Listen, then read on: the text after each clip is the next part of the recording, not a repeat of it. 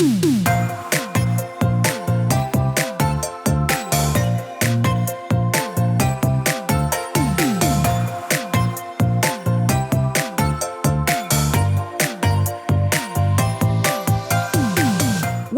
to the Plant-Based Podcast. Did you know that plants are truly amazing? Not only can you grow them and eat them, you can also wear them, drink them, nourish your skin with them, and so much more. Let Ellen and Michael inspire you to love plants as much as they do, as they chat with the movers and shakers in this wonderful plant-based world. So, let's dig in. Series 12 of the Plant-Based Podcast is sponsored by People, Plants, Wellbeing. This is the place where you can find your magic through the power of plants and nature. Relax at a nature immersive retreat, wellness day, forest bathing walk, or why not contact the studio about a tailored team day for your work colleagues' wellbeing. Later in the episode, we'll be giving you an exclusive discount code for all podcast listeners, and this can be used for money off People, Plants, Wellbeing services. Find out more about Nature-Based Wellbeing Studio at peopleplantswellbeing.com or on Instagram under People, Plants, Wellbeing.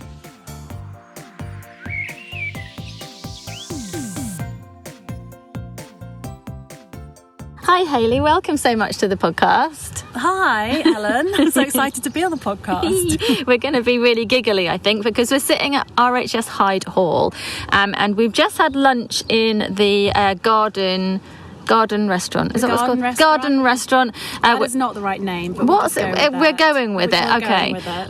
Up by the dry garden. We didn't have any wine.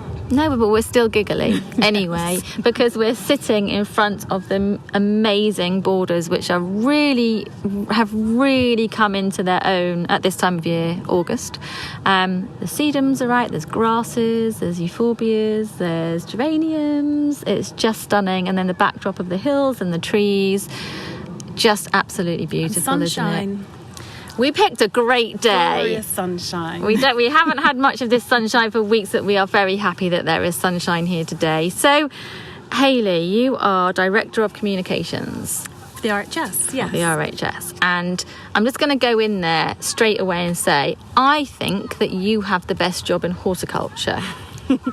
That is lovely of you to say. You have obviously never spent all day in an LT all-day meeting, I would say, on that. But no, I mean, look at this. This is our day in the office today. We've been walking around with Rob, the curator. We've seen some behind the scenes. We've had some amazing discussions. We've been plotting a bit, and it's, I think what is incredible about the RHS is that we do so much, and there's so much variety.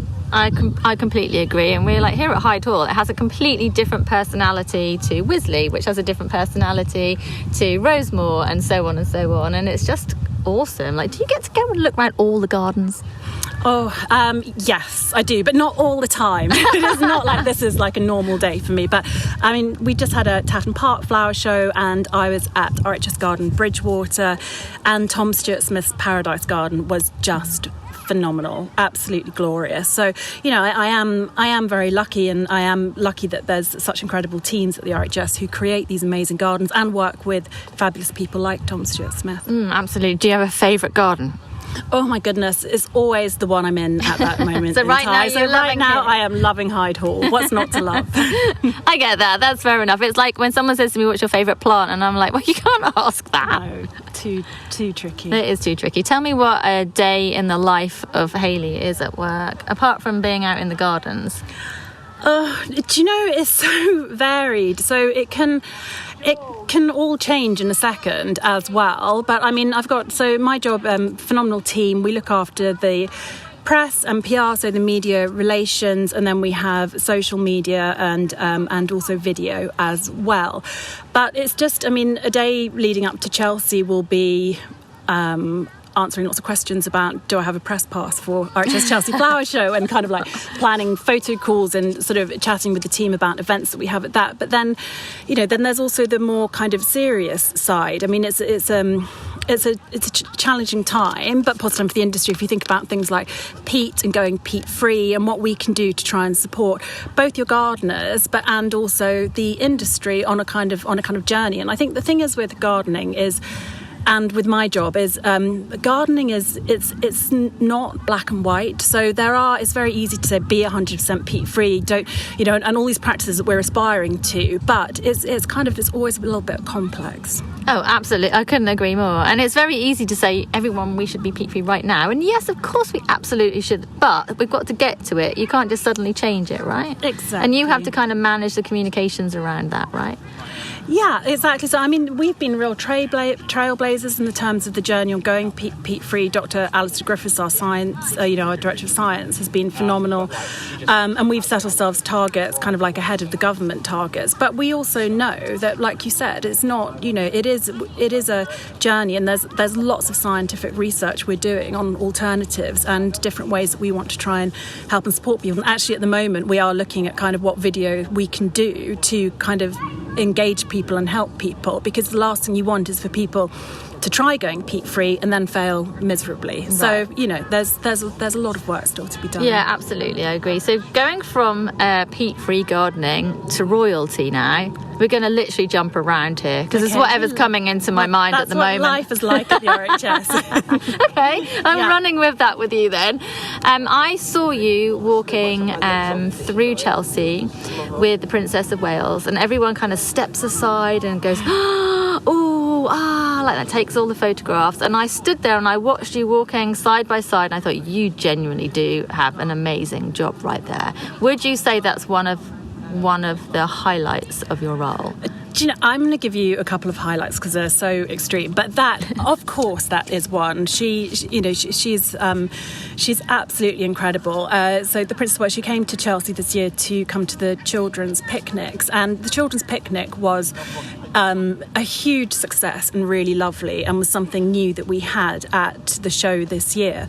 But what is really lovely is the whole idea was actually inspired by the Princess of Wales, who thought that it would be lovely if more children could experience RHS Chelsea and kind of what that moment might mean, because if you can ignite a love in gardening young, you may not stay with gardening forever, but you might always remember that and kind of come back. So it was wonderful. She loved the children, they loved her. She was answering all of their questions, and she just and I remember at one point she sort of said, the gardens come alive with the children in them. So that was really special. And I guess still along the children kind of element, but another highlight was I recently was at a school linked to our campaign for school gardening, doing sessions with some of the kids there, and they absolutely loved it. And literally at the end of that day, I was like, this is why we do it. This is what they were getting out of gardening and growing plants, and their passion and their excitement, and their teacher saying, how much it kind of adds value to their day and their experiences was really incredible. There's so many children that have never seen where their food comes from, for example, which is you can see why and how that is, but to get them out in the garden, understanding how a plant grows and just getting the joy of it is special. You can't beat it, right? Definitely. Do you have an example of the worst day in the office? Oh my goodness. You don't have to go into detail. But is there what is it that really gets you Okay, I think what would possibly surprise people is kind of the there's a lot of passion for the RHS, and there's a lot of passion around gardening, which makes a lot of people who are very passionate. So I am not without my early morning alerts of something in the media that maybe is slightly controversial, or over the weekend and some social media that's kind of kicking off around things. I mean, the RHS, we are on a journey on a lot of different things, and I think it can be, when you're a big high profile organisation, it can sometimes be very easy to point a finger. So it's about sometimes managing. I think what I try to do is make us as transparent as possible, as often as possible, and that's but it's getting your voice kind of heard amongst a lot of other kind of voices and opinions around that. Yeah, I guess you must have a lot to juggle. There is, but it's an incredible team of people, so it is kind of it's a lot, but it's a lot because we are so vast. I mean, if you think we have our community outreach, we have 300,000 volunteers around Britain in Bloom. We have Campaign for School Gardening. We safeguard 500 years of gardening history with our libraries. We have our 5 amazing gardens. We have RHS Chelsea. We have Hampton. We have Tatton. We have education and learning. But that's what's so incredible about the RHS, right? That's why. I mean, I joined the RHS as Chelsea press officer on a 6-month contract. I thought, I am going to get this little flower show under my belt and on my CV and move on. By day 2, I was obsessed. Absolutely obsessed. Mainly because the people are so passionate and lovely in what you do. And here I am 16 years later. 16 years later, yeah.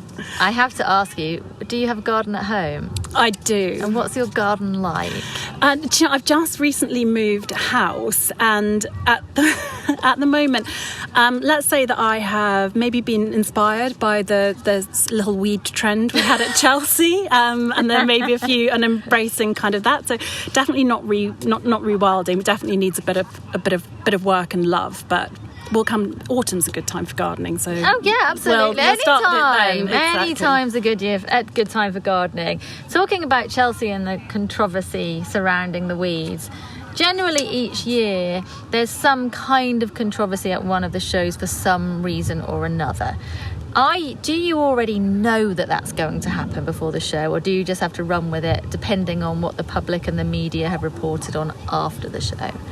Okay, so there will absolutely 100% be something you completely did not expect. So if I showed you our Q&A document, we try and think we've got everything covered, but no, there will definitely be something that will come out that will be we've had gnomes protesting at Chelsea. Obviously this year we had Just Stop Oil, which I can tell you a story around that, but there is always something. But I mean, we did know that going into it, we knew that the weeds was going to be of interest and surprise to people, because it's sort of how we are versus how people want us to see. I guess people want to see that the horticultural world, especially the RHS, is about perfect manicured lawns, about not having weeds, but it's a balance. It's about being a bit more natural and gardening with nature, but still with the RHS, we still believe in cultivated plants and beautiful spaces and things like that. But maybe we can just be a bit more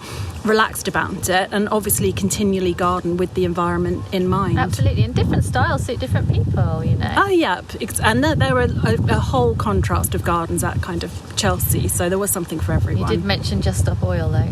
Yeah. What's the story? Well, it was interesting going into Chelsea. Obviously the weeds was a story, kind of like the environment generally. We'd actually had national articles kind of saying that the RHS had gone too environmental, if you can do such a thing. But there were certainly those comments. So when we had the Just Stop Oil protesters, I think it was about 8 in the morning, and I was actually catching up on some emails because I find it quite hard on site, and our director of shows, Helena, called me up and she's like, we've got protesters, you've got to come over to the showground now, which is just like 5 minutes away. And I was like, I can't, because I knew you have to get the statement done as quickly as possible. But what was interesting is that I guess because people really are recognising more and more that kind of like the power of gardening and horticulture to help kind of fight against some of the biggest issues kind of facing us today, especially around the environment, there was a lot of support on why would you Just Stop Oil, out of all the events you might kind of protest at, why would you do that at RHS Chelsea Flowers Show? And I think in our statement we did have a comment on, now this has happened, hopefully we can get back to promoting sustainability and gardening for good. And obviously we had our lady, our member of the public, the visitor who got the hose out and squirted them with the hose. So the media were having an absolute field day trying to find her. We never did find her though. You never found her? We never found her. No one's ever identified the lady with the hose? No. If any of you guys know the lady with the hose, we want to know who she is. Do you have a favourite garden show? A favourite garden show? Oh, there's so... Do you know... I think Gardener's World is absolutely something the nation has needed, especially at different times. And if you think during COVID and that they kept that show growing and kind of going, and obviously the nation growing, I just think that you just hear from so many people after a busy week or a time to relax, you just breathe and you just sit and you just really enjoy it. Yeah, you can just and learn so much as well, you know. And I know also it's like I live without any form of structure in my life. Like every day is totally different. I don't get up at the same time. I don't do the same thing any day. It's all completely different. But gardening brings you like the seasonality, and you do go through like the processes each year, similar to the year before. Obviously slightly different with regard to what happens that year. We've had loads of rain and da. But when you watch Garden as World, you're having that kind of same repetitive and it's good for your well-being is what I'm trying to get to. Do you know what I mean? Like it makes you feel safe almost. Yes. So you're sort of sitting there listening and it's like, oh yeah, I've got to do that next and that next, giving you that nice routine that's actually meant to be very, very good for you. And I don't do that. So maybe I should do that a little bit I am more. jealous of this getting up at different times and your days being... Every day is very, very different. I think that sounds wonderful. I had a lovely lay-in yesterday, for example. But I had to get up early today to come here. Oh, I'm sorry. Oh no, it's totally fine. I mean, this has not been a bad day, right? It's been good. What have you got coming up over the rest of the year? Like this is mid-year, or well, just past mid-year now. We're in August. Have you got anything big coming up for the rest of the year?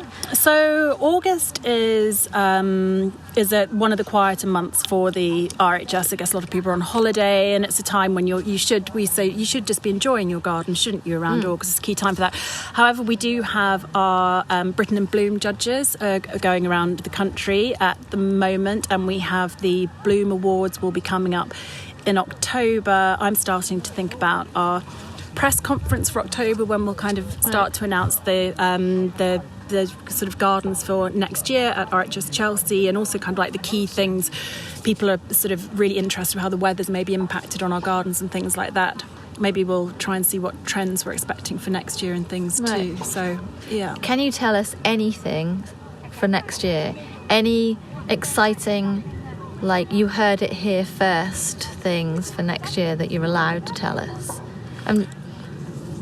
So things aren't confirmed. We're sort of doing our garden selection panel at the moment, but I think that I can say it will. This isn't going to be exciting enough for you, but it's going to be a really jam-packed show. I mean, the Great Pavilion. I mean, how glorious was that this year? Absolutely Just incredible. Oh my goodness! And what a treat being able to walk around that, and the scents and the smells, and the it was wonderful. Oh, and the nurseries and things. So I think I haven't actually seen all the gardens myself, so that's exciting. It will be exciting for us all. It's always exciting when Chelsea comes around. I think there's Malvern first, then there's Chelsea, but there's just something about Chelsea, isn't there? It's world known. Everyone can't wait to see it. Oh, without a doubt, it's hugely. I mean, it's the world's most famous kind of gardening event, which is incredible. And I think the good thing is when kind of the flower show happens, when Chelsea happens, is there's a whole spike amongst the horticultural industry, which means it's really getting people out gardening. And people with the RHS, I think they look at Chelsea as one of our more commercial activities, and sure, it does, it funds immense amount of our charitable work, but I actually look at it as one of our biggest charitable things, just because we're here to promote gardening, we're here to get people into gardening and inspire people, and it does it like nothing else on earth. Yeah. I live overseas part of the year, and if I talk about gardening in England or what I do here, almost everyone will say, do you go to Chelsea? Oh. It is world known, it's world class, isn't it? But there must be things that go on behind the scenes that we don't know about. Do you have a story that you could tell us that, I don't know, something that's gone wrong or something crazy that's happened? Did you... I don't know if I'm allowed to share this, but... Well, you're about to 600,000 people. Did you ever hear about was it ever known about the chili argument? No. So there was a chili breeder and a chili exhibitor at Chelsea one year, and this breeder, I think, had the hottest chili there was. Anyway, unfortunately, passions are obviously high around Chelsea. There's a lot people are putting their whole lives out there. And Anne-Marie Powell once said to me, you have to be really brave to be at Chelsea, like literally you're putting everything out. But I think that they'd had some sort of argument which kind of escalated. I do remember them both running into the press tent shouting at some stage. Over the chili. But I think the chili breeder then... he stole his chili from the chili display and hid it, and I think that the Great Pavilion had to be put under lockdown until we could find the chili and reunite and chat to both parties. And I think in the end we had a very happy ending. But yeah, it was that's spicy. That is spicy. Who would have thought you'd have a big argument over a chili? hot stuff. All coming out now. One last question, and that is, you work in communications, you've been there for a really long time. Have you seen a change in how horticulture is perceived out there since social media has really gained traction? Like really over the last 8 to 10 years, I guess. And then again since the pandemic. Have you seen any changes with what you do because of social media? With what the RHS does or with... definitely. I mean, I think the thing is, we need to be as accessible as possible, and as we're a warm, friendly, fuzzy charity, and that's what we need to get across. And you and I were sort of discussing earlier, weren't we? It's about how can we show how much fun it is, how can we really share the passion. And I think I've got so many friends who don't garden, and the reason they give is because they don't, they're worried they'll kill the plants. Right. But it's a journey, and you're not going to kill every single plant. And I think almost as well, maybe we need to share. Apparently our visitors love it at Wisley when they see weeds and things there, and they're like, oh, they've got weeds too. And I think it's just about showing that there's no kind of perfect with gardening, but it's the joy of it, and the joy just looking at the plants, sitting in your garden, growing the plant, the satisfaction. And if you lose the odd plant along the way, it's not the end of the world. It's the giving it a go that really matters. That's so true. Sometimes I go to my friends' houses and they'll say, don't look at that plant, it's not doing very well, or don't look over there, oh my gosh, I've killed that plant. I'm like, you don't have to say, like, don't worry about me, I'm all good, I kill them too. You can come to my house and I can say the same thing about some of my plants, it's all good. But I think, yeah, you're right, making it really accessible and fun and letting people just know that it's okay. Like, it's okay whatever you do, it's just learning. And that's what's so great about social media, though, is there's so many different voices out there now. There's so many big platforms of people showing kind of all different levels, all different interests, and there is something for everyone. Yeah, absolutely. Okay, well, there is something for everyone here at Hyde Hall, that is for sure. There's lots of kids running around enjoying it too. Someone who looks like a professional photographer over there, perhaps a very fancy camera, I don't know. And it is just absolutely lovely. Thank you so much for sitting here. Just sitting here in the sun, working apparently. It's absolutely lovely. So yes, everyone at home, if you haven't been to Hyde Hall, I think that it's one of the most underrated of the RHS gardens. The dry garden is absolutely amazing. If you want some inspiration, for what you may be planting in your garden over the years to come with climate change, and just generally, even from the trials gardens as well. There's a mishmash of colour, but it looks really awesome. So you can see kind of things that you can grow there, or what will be coming to market in the next few years. So yeah, come along to Hyde Hall and check out the RHS if you haven't already. Thank you so much, Hayley. Thank you.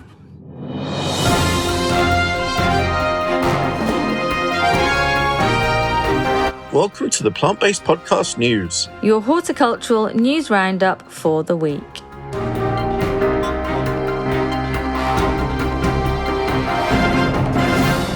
Some market news just in from the Horticultural Trades Association.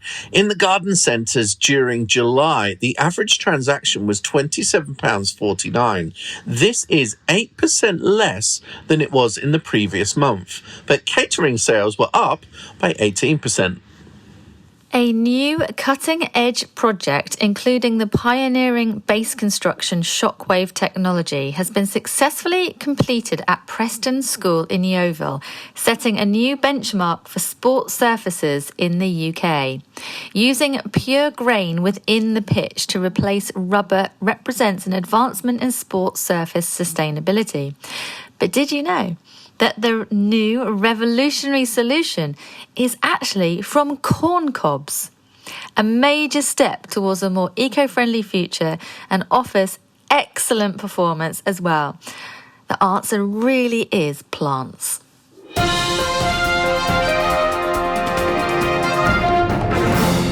Hort Week has just released its top 35 under 35s, and there are plenty of our friends at the YPHA that have been included, as well as many top workers in garden centres and nurseries up and down the land. Check out the hortweek.com website to find out more.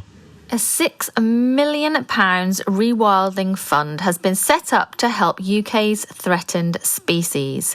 They include pine martens, water voles, European eels and spiny lobsters.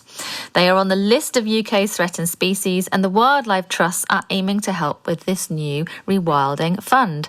More than 40% of UK species are in decline, while 15% are threatened with extinction. Many species, including the top predators such as lynxes and wolves, they've been extinct here for centuries, and this has had a knock-on effect for the wider ecosystem.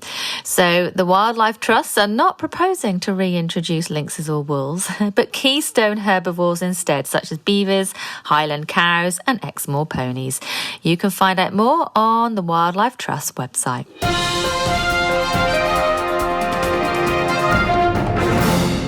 And some great news from my home county in the UK. A young gardener who was homeless for 10 years says he credits his green-fingered career with saving his life. Ross Lee from Gislingham in Suffolk left home at 16 and had no ambition and no direction, he says. His horticultural passion has led to a transformation of his own back garden, a huge social media following, and an appearance on BBC Gardeners World Live. Now, we all know the importance of planting more trees. But did you know that King Charles has a specific ritual when he plants a tree? And over the years of being in the royal family, he has planted hundreds and hundreds, if not more, of trees. So, did you know that he grabs one of the branches after planting it, gives it a friendly shake, and wishes it well? I love that.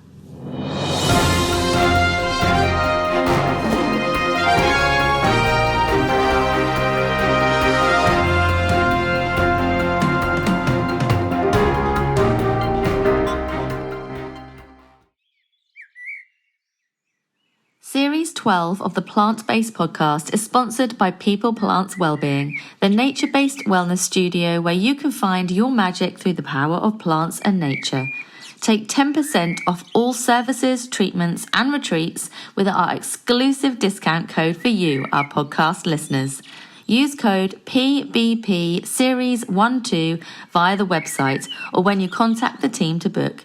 Next wellness days are coming up soon. Find out more and book your place at peopleplantswellbeing.com or on Instagram at peopleplantswellbeing.